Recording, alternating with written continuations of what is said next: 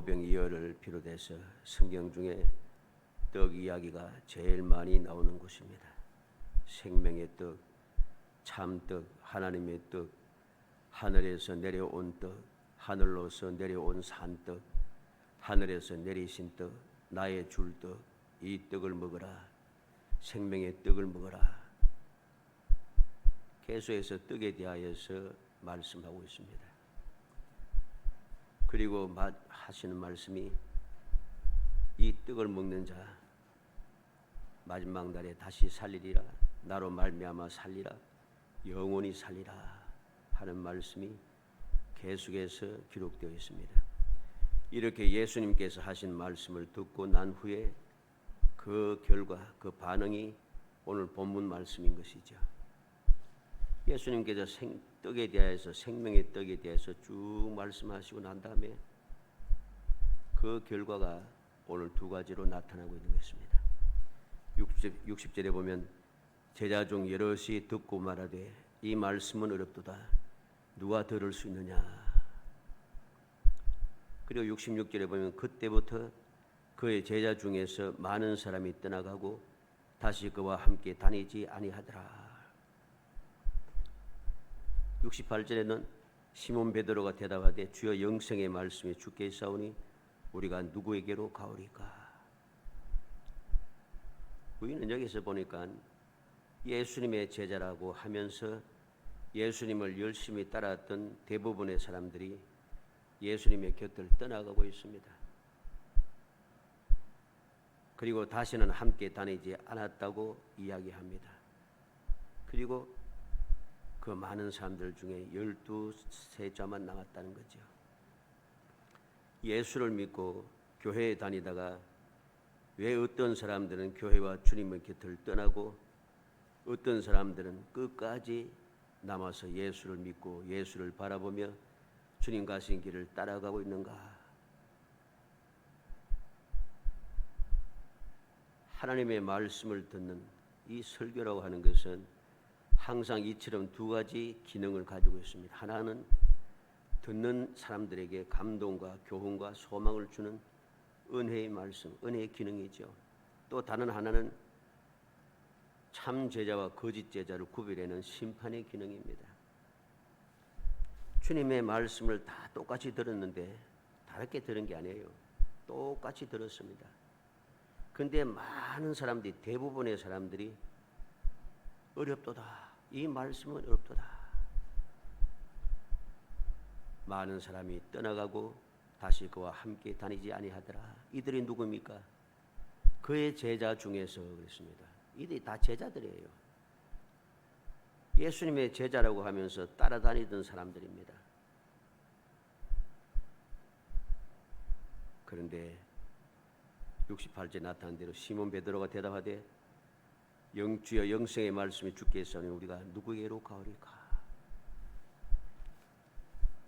베드로와 그들과 함께한 자들은 감화 감동이 있습니다. 영생의 말씀, 주님의 말씀은 영생의 말씀이다. 영생의 말씀이 주님께 있는데 우리가 주님을 떠날 수 없다 합니다. 그런데 대부분의 사람들은 이 말씀은 어렵도다. 이 말씀은 어렵도다. 다시는 함께 다니지 않았다. 오늘 본문 말씀을 통해서 예수님의 곁을 떠나는 자들과 남아있는 자들이 누구인가 살펴보려고 합니다. 이 말씀을 잘 살피고 마음에 새겨두면 지금 내가 어느 위치에 있는 사람인가 하는 것을 깨닫게 됩니다. 올바르게 깨달을 때에 우리는 올바른 길로 갈 수가 있습니다.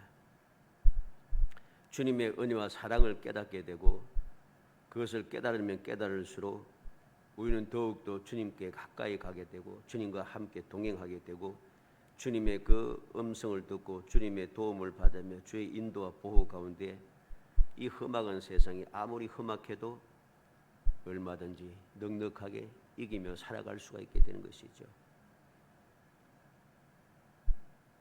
간절히 바라기는 우리 모든 성도들이 오늘 말씀을 통해서 올바른 교훈을 받아 예수님을 떠나는 대부분의 사람에 속한 사람들이 아니라 예수님을 떠나지 않고 영생의 말씀인데 어떻게 주님을 떠나겠습니까? 정말로 감격한 고백을 하며 주님과 함께 영원히 동행하는 정말 행복한 성도이 되시기를 주의 이름으로 축복합니다. 먼저 예수님을 떠나는 사람들이 누구인가를 알아야 되겠습니다. 예수님을 떠나는 자들, 첫째는 말씀에 걸린 자들입니다. 60절로 61절에 제자중 여럿이 듣고 말하되 이 말씀은 어렵도다 누가 들을 수 있느냐 한데 예수께서 스스로 제자들이 이 말씀에 대하여 수군거리는 줄 아시고 이르시되 이 말이 너에게 걸림이 되느냐? 이 말씀은 어렵도다. 예수님께서는 이 말이 너에게 걸림이 되느냐 그랬습니다. 주님의 말씀을 듣고 저 하나님의 말씀을 듣고 걸림이 되는 자들, 올바른 사람은 걸림이 되면 회개를 합니다. 그런데 어리석은 사람들은 걸림이 되면 회개하지 않고 미워하는 마음 시험에 들고 뭐 말씀을 저렇게 하노, 세상에 살다가 그렇게 힘들게 살다 왔는데 교회 일주일만 한 번 와서 예배드리면은 좀 위로의 말씀, 축복의 말씀, 희망의 말씀을 주지 왜 말씀을 찌르듯이 저렇게 하나, 나를 치네, 막 이런 식으로 이야기합니다. 이런 사람들은 반드시 예수님을 떠난 자들입니다. 왜? 말씀이 걸림이 되는 거죠. 하나님의 말씀은 내게 걸림이 되어서는 절대로 안 됩니다. 하나님의 말씀은 다 교훈을 위해서 기록한 말씀이라고 했는데 우리 믿음의 사람들에게 교훈을 주고 우리로 하여금 올바르게 예수를 믿고 올바르게 주님을 따르고 올바르게 주님의 예비하신 복을 누리며 영원한 천국에 들어가서 영원히 주님과 함께 영광의 삶을 살게 하기 위해서 말씀을 우리에게 주셨다고 했는데 그 말씀을 들으면서 걸림이 되면 이게 올바른 자세가 아닌 것이죠. 나를 친다. 일주일 동안 그렇게 세상에 살 때 힘들고 지치게 왔는데 교회 와서는 좀 좋은 이야기 듣고 위로받고 가고 웃으며 가야지. 교회가 위로받는 것, 어떻게 보면 위로받는 것이 맞습니다. 하나님의 위로와 사랑과 은혜를 입는 시간이니까. 그런데 그들이 말하는 위로는 그런 신앙적인 위로가 아니에요. 하나님의 위로를 받고 하는 것이 아니라 하나님 앞에 예배 드리러 와서 인간적인 위로, 다시 말해서 답답하게 왔으니까 세상에 코미디 하는 이야기 듣고서 웃듯이 좋은 이야기 강연을 듣고서 와 마음이 들뜨듯이 그렇게 되기를 원한다는 거죠. 이거는 올바른 자세가 아닙니다. 왜? 우리가 많은 개그맨들의 이야기, 그 좋은 웃기는 이야기를 듣고 좋은 강의를 들으면서 와 가슴에 감동도 되고 들뜨기도 하고 웃기도 하고 이렇게 하지만은 결과가 어떠합니까? 전혀 필요 없다는 것은 아니에요. 잠깐 내가 슬프고 괴롭고 하는 것도 내려놓을 수도 있고 다시 한번 마음을 다잡을 수 있고 하는 좋은 기능도 있습니다. 그러나 그것이 우리를 구원하게 하고 우리에게 영원한 축복을 주고 우리에게 영원한 소망을 주고 우리가 영원한 주님의 은혜 가운데 살게 하지는 못합니다. 잠깐 유익할 뿐이지 더 이상 내게 유익하지가 않아요. 우리는 명심해야 합니다. 말씀에 걸림이 되어서는 안 된다는 거죠. 그러면 왜 말씀에 걸리게 됩니까? 내 마음이 안 든다는 거죠. 내가 원하는 그러한 것이 아니라는 소리입니다. 내 자신의 욕망을 포기하지 못했기 때문입니다. 예수님의 말씀에 걸려 넘어지는 자들은 예수님을 곁을 떠나게 되어 있습니다.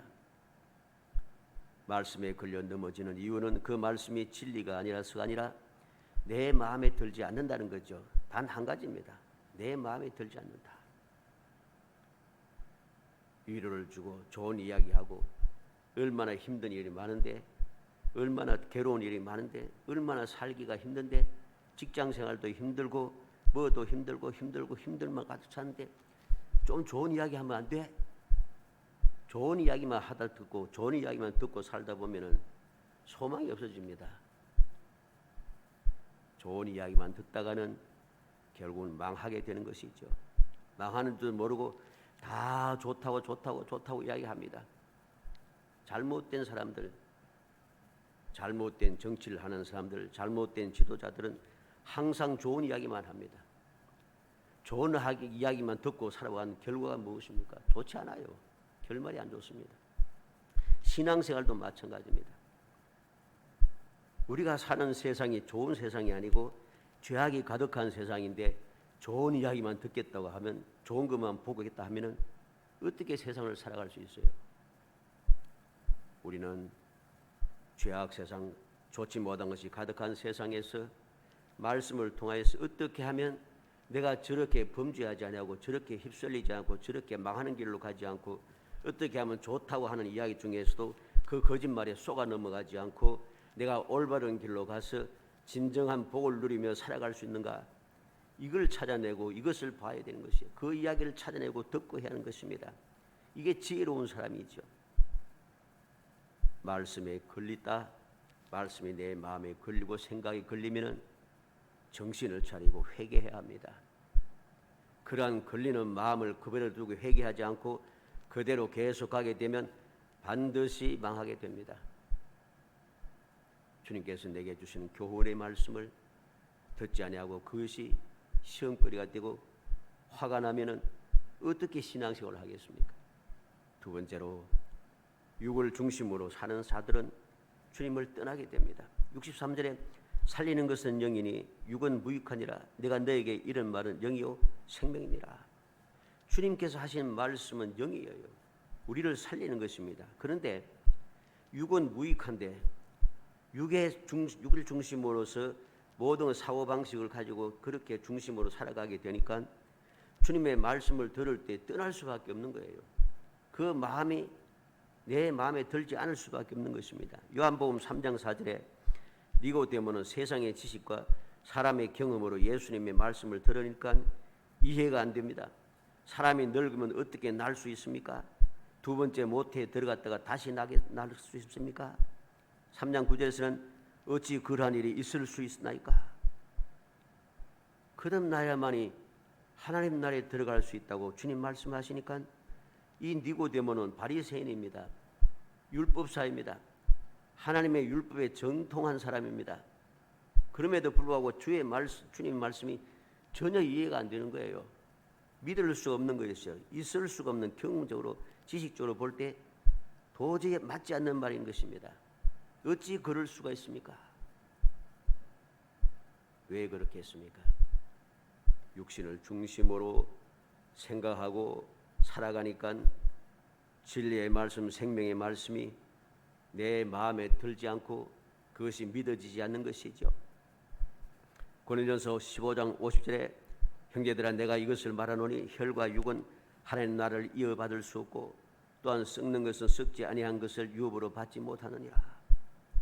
혈과 육, 육신에 속한 것들은 하나님의 나라를 이어받을 수도 없고 또 하나님의 그 유업을 이어받을 수 받지도 못한다고 했습니다.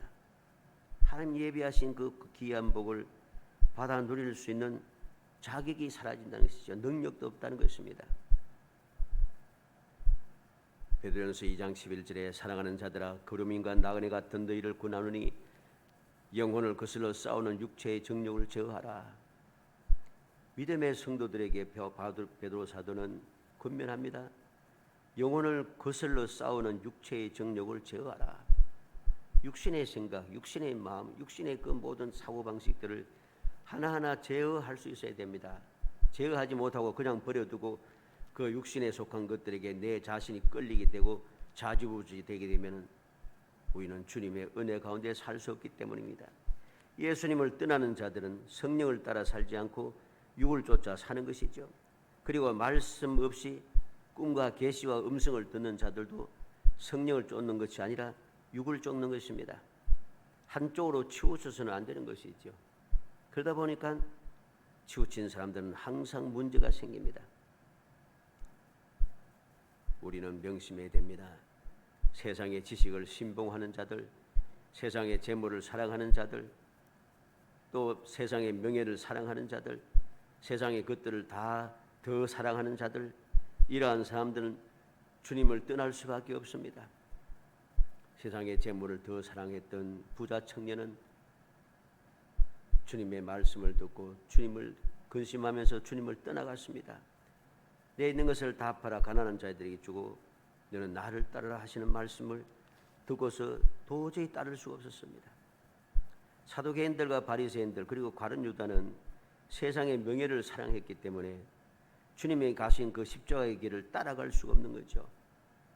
세상의 것들을 더 사랑하는 자들, 즉 세상에 속한 것들을 더 사랑하여서 주님의 말씀과 주의 뜻을 어기면서 그곳에 빠진 사람들은 주님을 떠날 수밖에 없습니다. 이해가 안 되니까. 마지막 세 번째로 예수를 떠난 사람 누구입니까? 믿지 않는 사람들입니다. 64절에 그러나 너희 중에 믿지 아니하는 자들이 있느니라 하시니 그랬습니다.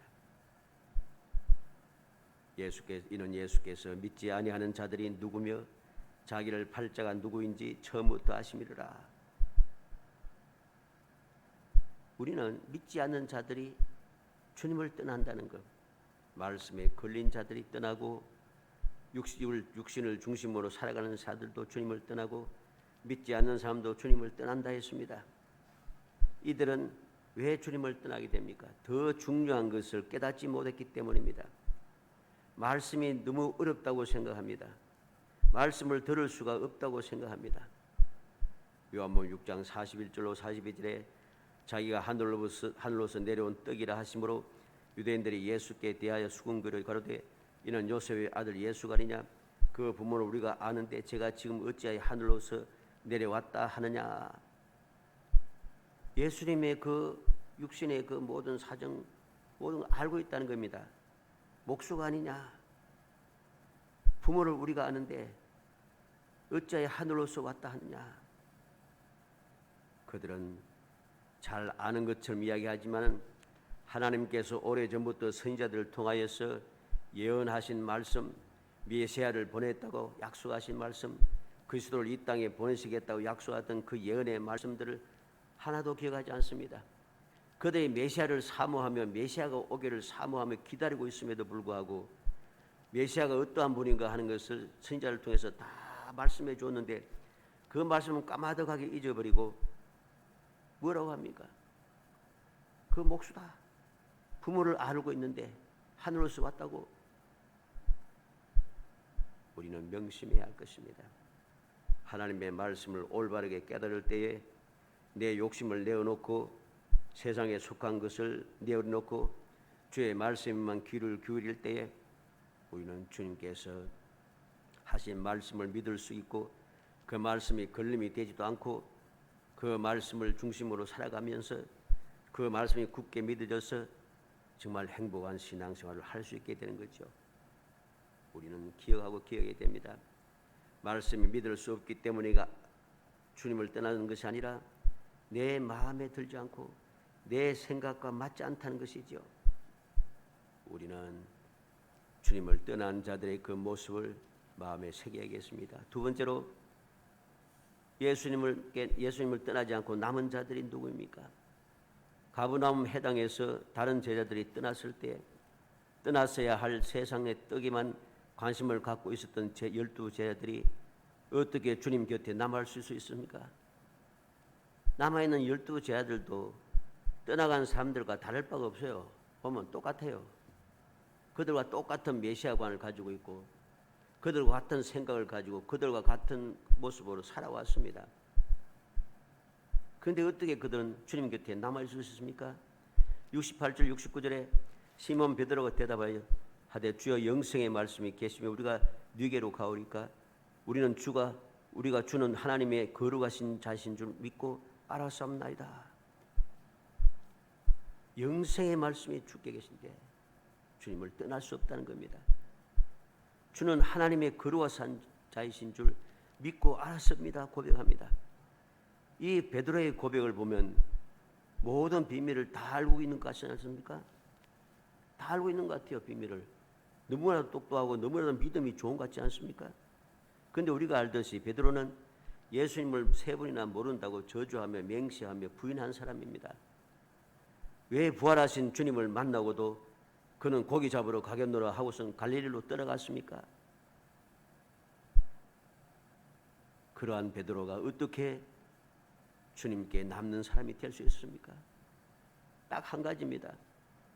매 순간순간마다 베드로를 이끌고 계시는 분이 계시다는 거죠. 베드로를 주님 곁에 계속 있게 한 것은 베드로의 의지, 베드로의 믿음, 베드로의 결심, 그게 아닙니다. 하나님의 은혜고 주님의 사랑이었습니다. 마태복음 16장 15절로 17절에 보면 가라사대 너희는 나를 누구라 하느냐? 시몬 베드로가 대답하여 가로되 주는 그리스도시요 살아계신 하나님의 아들이시니이다. 예수께서 대답하여 이르 가라사대 바요나 시몬아 내가 복이 있도다.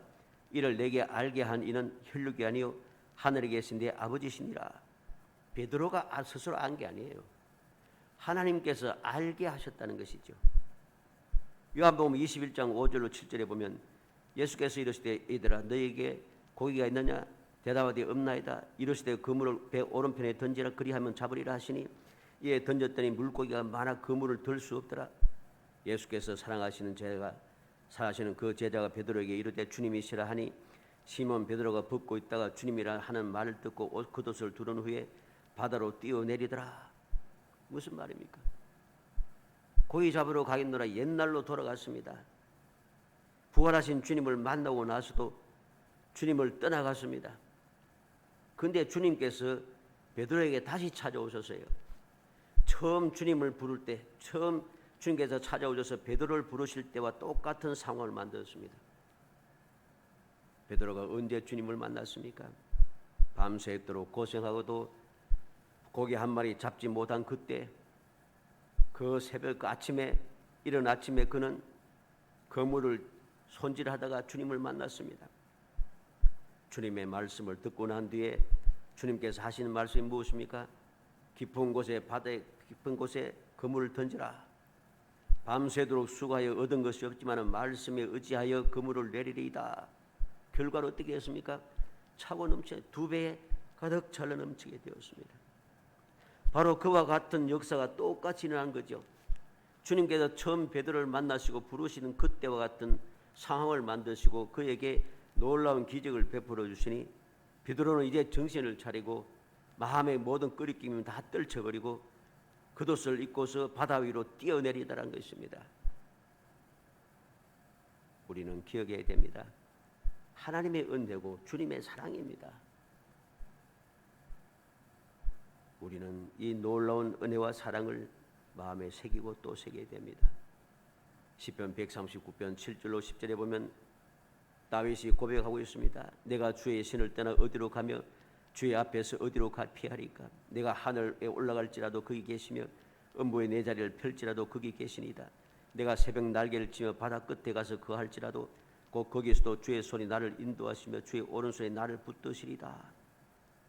다윗이나 베드로가 하나님을 떠나지 않은 것이 아니라 하나님께서 다윗이나 베드로가 가는 곳마다 함께 하셨다는 거죠. 함께 하시니까 다윗과 베드로는 하나님을 떠날 수가 없습니다. 왜? 어디를 가든지 그곳에 계시다는 것이죠. 베드로가 어디에 있든지 주님은 그를 찾아오시고 그를 부르고 계십니다. 어떻게 주님을 떠날 수 있겠습니까? 하나님께서 야곱에게 말씀하셨습니다. 처음 만났을 때 하신 말씀이 무엇입니까? 내가 함께 애굽으로 내려가고 함께 올라오리라. 내가 내게 약속한 것을 다 이루기까지 너를 떠나지 아니하리라. 주님의 약속이었어요. 주님의 사랑이죠. 주님의 은혜죠. 그래서 그렇게 문제가 많았던 야곱도 하나님께서 어디에 가든지 항상 함께 하시니 그는 복 있는 자가 될 수밖에 없었던 것입니다. 사랑하는 성도 여러분, 우리는 어떠한 사람이 되어야겠습니까? 주님을 떠나는 말씀에 걸린 사람이 되고 육을 중심으로 살아가는 사람이 되고 믿지 않는 사람이 되어야겠습니까? 아니면 주님께 곁에 남아서 주님께서 나와 함께 하시며 끊임없이 나를 돌봐주시는 그 사랑, 그 은혜 가운데 젖어드는 사람이 되어야겠습니까? 기억하고 기억해야 됩니다. 바울 베드로도 다윗도 죄를 지은 사람입니다. 어떻게 보면 흉악한 죄를 지은 사람입니다. 그럼에도 불구하고 그들이 주님의 곁에 남을 수 있었고 영원한 복을 받아 누릴 수 있었던 것은 주님께서 찾아오셨을 때, 주님께서 함께 하실 때 그 은혜를 잊어버리지 않았다는 것입니다. 그 은혜에 감격했다는 것입니다. 그래서 그들은 항상 함께 하시는 주님의 그 감동하신 은혜를 내 것으로 만들 수 있었던 것이죠. 똑같은 상황이었지만은 어떻게 보면 더 좋지 못한 상황이었음에도 불구하고 주님과 함께하는 사람이 될 수 있었던 이유가 분명합니다. 베드로는 주님을 모른다고 3번 부인하고 통곡하며 부르지 울고 또 울었습니다. 우리는 평생을 그는 닭 울음소리가 들을 때마다 울고 또 울었다고 하지 않습니까? 이 말은 무슨 말입니까? 평생을 하나님의 은혜를 기억하고 있다는 것입니다. 이게 바로 주님을 떠나지 않고 남아있을 수 있는 이유, 주님께서 찾아오셨을 때에 그 은혜를 받아 누릴 수 있는 이유가 되는 것입니다. 떠나던 사람들도 주님과 함께하며 주님의 말씀을 듣고 주님의 기적을 체험하고 주님의 기적을 친히 보면서 계속 살아왔습니다. 근데 떠나잖아요.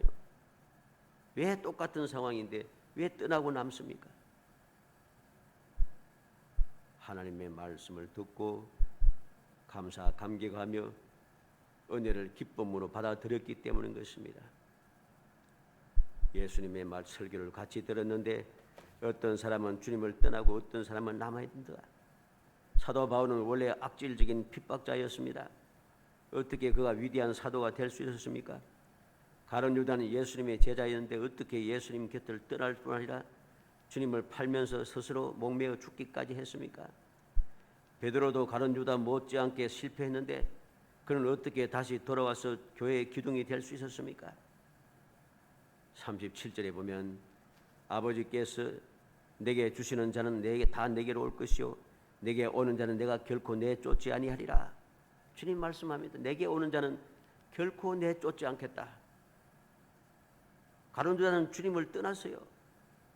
그 수많은 제자들도 주님을 떠났어요.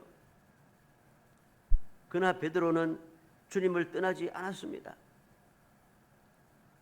그래서 주님은 그를 찾아오시고 그에게 은혜를 베푸신 것이죠. 39절에 나를 보내신 이의 뜻을 행하려 함이니라.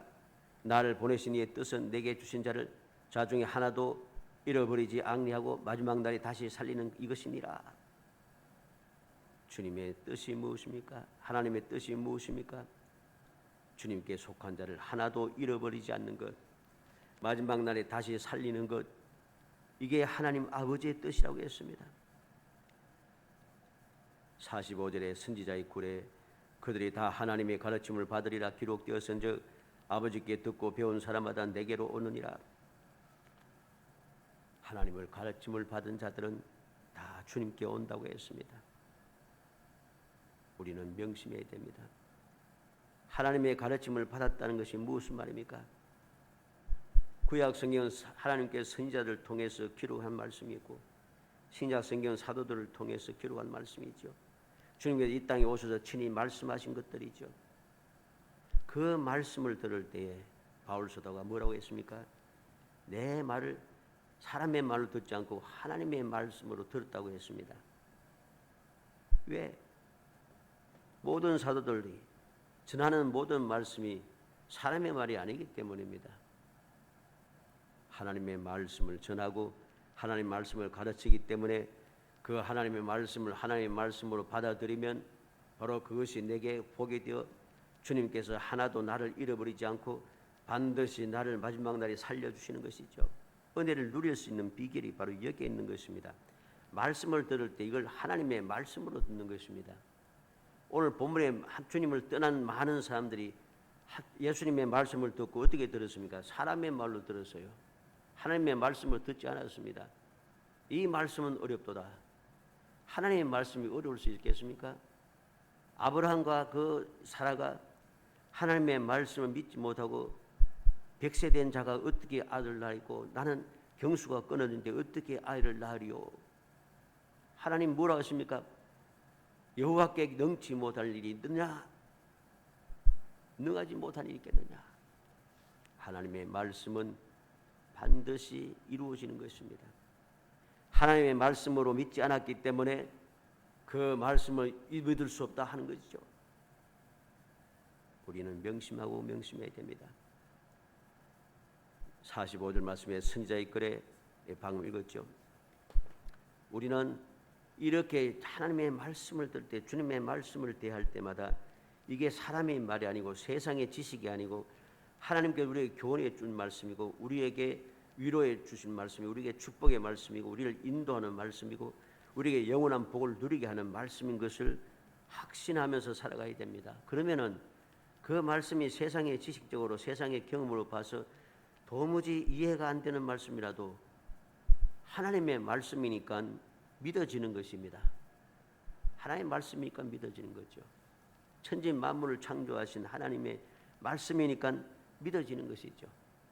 사람의 말은 아무리 좋은 말해도 믿을 수 없는 말입니다. 그런데 이상하게도 사람들이 좋게 이야기하고 막 이야기를 좋은 말하고 막 이렇게 하면은 싹 넘어갑니다. 그 말을 꿀떡같이 믿고 넘어갑니다. 그럼 어떻게 됩니까? 사기당하는 거죠. 사기당하는 거죠. 사기당하면 모든 것을 다 잃어버립니다. 하나님의 말씀을 믿지 못하고 떠나가서 사람의 말만 듣고 살아가면은 영혼이 사기당하고 생명이 상하게 모든 것이 다 사기당해서 멸망당하는 것임을 잊어서는 안 됩니다. 사도행전 4장 29절로 31절에 주여 이제도 저의 위협함을 하감하옵시고 또 종들로 하여금 담대히 하나님의 말씀을 전하게 하여 주옵시며 손을 내밀어 병을 낫게 하옵시고 표적과 기사가 거룩한 종 예수의 이름으로 이루어지게 하옵소서 하더라. 빌기를 다하며 모인 곳이 진동하더니 무리가 다 성령이 충만하여 담대히 하나님의 말씀을 전하니라. 모든 사도들은 대제사장과 모든 공회원들에게 협박을 받았습니다. 핍박을 받았습니다. 전하지 말라고 합니다. 예수님을 말하지 말라고 합니다. 그런데 그들의 협박을 받았어도 그들은 두려워하지 않고 오히려 하나님 앞에 나가서 기도하며 부르짖습니다. 말씀을 전하게 하옵소서. 거룩한 종 예수의 이름으로 이루어지게 하옵소서. 주님의 이름을 전하기를 원하고 주님 맡겨주신 사명을 감당하기를 원하니 하나님께서 그들에게 약속하신 대로 다시 성령의 충만한 역사가 일어나게 되었다는 것입니다. 복되고 흥통한 이유가 무엇입니까? 내가 잘해서가 아닙니다. 하나님의 은혜가 임하였기 때문이고 하나님의 도우심을 받았기 때문인 것입니다. 시편 128편 1절로 2절에 여호와를 경외하며 그의 길을 걷는 자마다 복이 있도다. 내가 내 손이 수고한 대로 먹을 것이라. 내가 복되고 형통하리로다. 여호와를 경외하며 여호와께서 정하신 그 길, 그 말씀대로 살아가는 사람은 복이 있다는 것입니다. 누가복음 9장 62절에 예수께서 이르시되 손에 쟁기를 잡고 뒤를 돌아보는 자는 하나님의 나라에 합당하지 아니하리라고 주님 말씀합니다. 사랑하는 성도 여러분, 뒤돌아보지 마시기 바랍니다. 좌우로 살피지 마시기 바랍니다. 세상의 지식과 세상 사람들의 말에 귀 기울이지 마시기 바랍니다. 항상 우리는 명심하고 또 명심해야 됩니다. 하나님께서 우리에게 주신 말씀은 세상의 지식으로 세상의 사람들의 그 능력으로 이해할 수 있고 이루어낼 수 있는 말이 아닙니다. 오직 전지전능하신 하나님께서만 하실 수 있는 말씀이고 이룰 수 있는 말씀인 것이고, 그래서 우리가 그 말씀들을 하나님의 말씀을 믿을 때에 그 말씀의 역사가 비로소 우리에게 역사가 시작이 될 것이고 우리의 삶을 복되게 만들어주고 우리의 삶 속에 끊임없는 생각할 수 없었던 기적의 역사가 일어나기 시작하는 것입니다. 바울 사도는 믿음의 주 온전케 하신 예수를 바라보자고 히브리서 12장 2절에서 외치고 있습니다. 뒤에 있는 것은 잊어버리고 표대를 향해 달려가고 있다고 빌보 3장 14절에서 그는 당당하게 외치고 있습니다. 히브리 10장 38절로 39절에 오직 나의 의인은 믿음으로 말미암아 살리라. 또한 뒤로 물러가면 내 마음이 저를 기뻐하지 아니하리라 하였느냐. 우리는 뒤로 물러가 침륜에 빠질 자가 아니요 오직 영혼을 구원하며 이르는 믿음을 가진 자니라. 우리는 망할 사람이 아니라는 것입니다. 우리는 영혼을 구원하며 이르는 믿음을 가진 사람이어야 했습니다. 믿음을 가진 사람답게 하나님의 말씀을 믿고 우리가 그 말씀대로 살아가야 합니다. 그럴 때 우리는 주님을 떠나지 않고 언제 어디서든지 주님과 함께합니다. 내가 어디에 있든지 내 상황과 내 환경이 어떠하든지 상관없이 주님께서 나와 함께하기만 하면 아무 문제 없는 거예요. 여호수아 24장 15절에 여호수아가 모든 이스라엘 백성을 향하여 외치고 있습니다. 만일 여호와를 섬기는 것이 너에게 좋지 않게 보이거든 너희 열조가 강 건너편 저편에서 섬기던 신들이든지 혹 너희 거하는 땅 아모리 사람의 신이든지 너희가 섬길 자를 오늘날 택하라. 오직 나와 내 집은 여호와를 섬기겠노라. 너희들이 섬길 자를 찾으라. 나와 내 집은 여호와를 섬기겠다. 우리는 어떠한 삶이 되겠습니까? 모든 사람들이 다 다른 것을 섬기며 세상을 향하여 달려갈지라도 그렇게 유명하고 대단한 사람들이 다 세상을 달려갈다 할지라도 나는 하나님만 섬기겠다고, 나는 예수만 믿고 예수님 가신 길을 따라가고 예수님을 닮겠다고 하는 결사각오를 가져야 합니다. 그리할 때 우리는 복 있는 사람이 되는 것입니다. 주님과 함께 할 때 비로소 우리는 세상을 이기는 사람이 되고 어딜 가든지 형통한 사람이 되고 무엇을 하든지 모든 것이 복이 되는 행복함을 누리게 되는 것이죠. 간절히 소원합니다. 우리 모든 성도들이 말씀을 들을 때 하나님의 말씀을 듣고 그 말씀대로 감사하며 감격하며 살아가서 예수님과 함께하는 사람이 될지언정 결코 세상의 소리로 듣고 하나님 주님을 떠나가서 영원히 멸망당하는 어리석은 사람이 되지 않기를, 그리고 영원히 주님과 함께 동행하여 영원히 승리하고 행복하고 영광된 성도들이 되시기를 주의 이름으로 축복합니다.